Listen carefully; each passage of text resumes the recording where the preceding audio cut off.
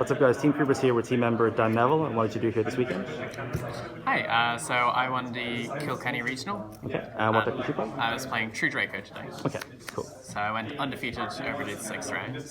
My matchups were 3 True Draco, 2 Trickstar, and then 1 60 card ABC Invoked Jammer, which was the toughest match. Seemed like it. It's a bit random. I really wanted to switch to the deck for the regional, and I'm happy I didn't because I do owe it.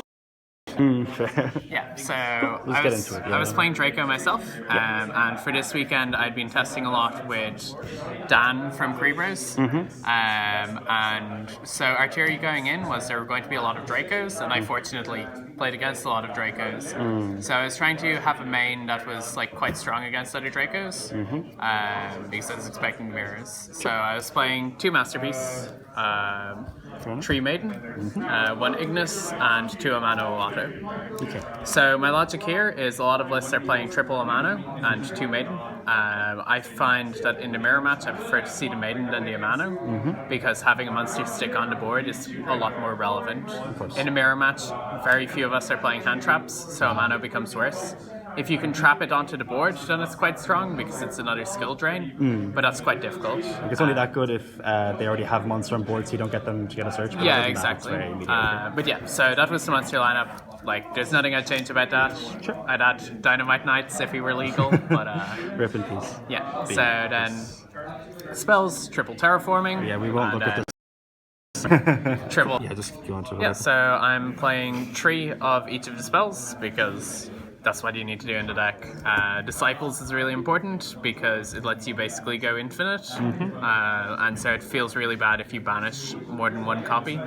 And then Heritage is like super duper important in a mirror match because it's like a massive card advantage engine. Yeah. And even outside of that, it's still probably the strongest of the spells and traps at the moment. Sure. Then after that, we're playing our draw spells. So triple card of demise, double desires, double duality. Okay. There are quite a few lists that are playing like triple duality or triple desires. I just wasn't liking seeing the dead cards, so I was happy with this. It's probably a bit too greedy, but it worked out fine for me. So Fair enough. Yeah. yeah, There's no. you need to make multiple, some greedy choices. enough. So then this is the like tech that I came into today with, and Dan was the one who pointed this out. And basically, it's like this is something we knew from back in Zoo format that this card's just really strong against Draco, especially in the mirror match where you're forced to go monster and trap because otherwise they can tribute a trap or they can summon a masterpiece and pop your guy. So this is really relevant, and it actually won me the final game of the tournament where he had a trap monster masterpiece. I had a spell trap one, and I could either pop my diagram and crash, or I desires and managed to draw one of my 2 and outed his masterpiece, and that just completely sealed the game rather than having a grind for another couple of turns. Fair enough. So this card's really strong. I only saw it that one time, but I'm quite happy that I was playing it. Came in clutch when it needed to be. Yeah, it basically replaced one of the cards that I'm going to be getting onto later. So That's fine. then we get onto trap cards. So triple Apocalypse, this card's amazing, and 1 return, this card's also amazing. If I could play more of the traps, I would play as many as I could. Yeah, they're insane. The fact that they like clear the board for you, and they allow you to sit on a Maiden at the end of your first turn, and then just summon the Masterpiece during the opponent's turn, it just lets you really get the maximum advantage from your cards. There's not really much more to say about them. Of course. And then I was playing 3 anti-spell and 1 Imperial Order. So the idea is that I'm wanting to go first because, like, just going into a blind event like this, I would just want to like the best cards in every situation, and this seems like generically the best card. So it's effectively like 4 anti-spell. I was really happy with this. It's like if your opponent in Draco opens poorly, anti-spell just wins you the game instantly. And even if they open well, it forces them to pop a target, and then you can have other threats that they have to deal with. Fair enough. And then finally, there are a skill drain and a Monarch's Erupt. Expecting a lot of Draco at the event, I went from previously playing 3 Monarchs Erupt to only playing 1. That's where the Chalices fit in.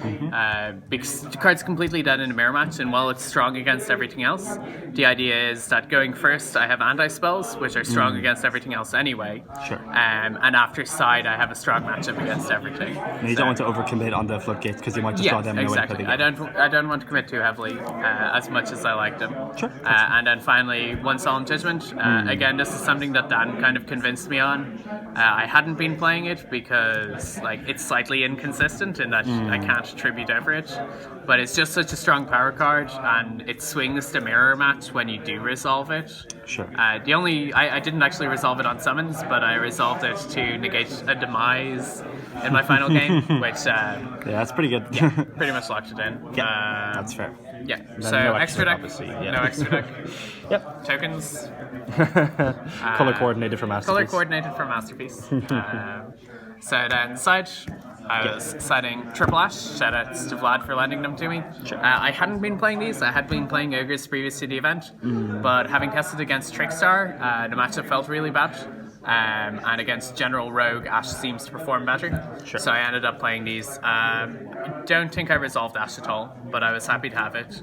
The other monster I'm siding is Zaphion the Time Lord. This card is most valued player for today. Again, I was expecting a lot of mirrors. Any games where I knew I was going second, I would always play Zaphion. I would make my opponent go first so that I could, if I lost, I'd make them go first. I'd side in Zaphions, and I managed to resolve it once against Stan in round 1, and then in the final round my opponent had to warning it on a normal summon, which let me set up. Yeah. So it's just such a versatile threat. And worst case scenario, if you're going first, if you're unsure how they're going to put you going, you can just normal summon it, and they just can't clear it on their first turn. So it just means you can basically Wabaku for a turn, which is really great in the mirror. It's not ideal, but yeah, it's better than a lot of other options. Yeah. Then staple into side, triple Cosmic Cyclone. Yeah. This card was so important.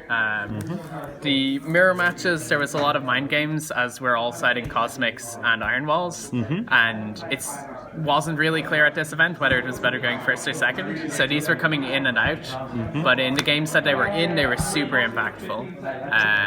And they're also just generically good against a lot of the field. I was playing Dark Color Raigeki. Didn't really play these at all today, but there are certain matchups where I'd want to bring them in.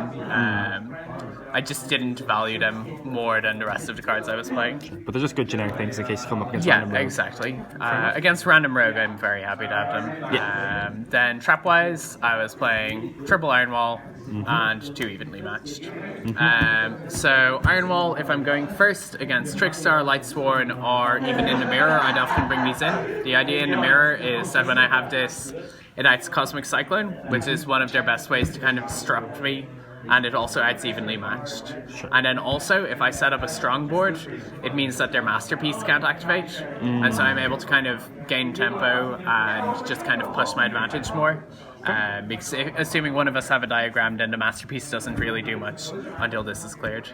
And then evenly matched games where I was sure I was going second, I would side this in, make my opponent go first. I would basically side triple evenly, triple Cosmic, and double Zaphion in all of the mirrors. You have to side out all the floodgates, isn't that it? You have to side out all the floodgates. So siding out anti-spells and the skill drain lineups, and then sometimes a Mano Auto, and siding in this stuff, and that way you have a really diverse bunch of threats, and because of the amount of draw power in the deck, you're likely to draw it. Even with 7 cards, you're likely to draw it naturally. So yeah, I was really happy with that. Cool. Yeah, that's fine. That's the deck. Cool. Any shout outs you want to give? Yep, so shout out to Team Kuribrohs. Of course. Our new jerseys. They're very nice. And shout outs to Weebs and Farmers, the best team in Ireland. Yep. I was around here somewhere. Shout out to Dave at the War Chest and everybody who plays there for helping me test. And special shout out to Dan Heffernan for really helping me get a solid build for this event. Sure. Also, shout outs to my best friend ever, Billy. The best teammate I've had. It was a pleasure fighting with you. Yeah, see you guys next time. All right, thanks a lot, Dan. This is Team Kuribrohs signing it.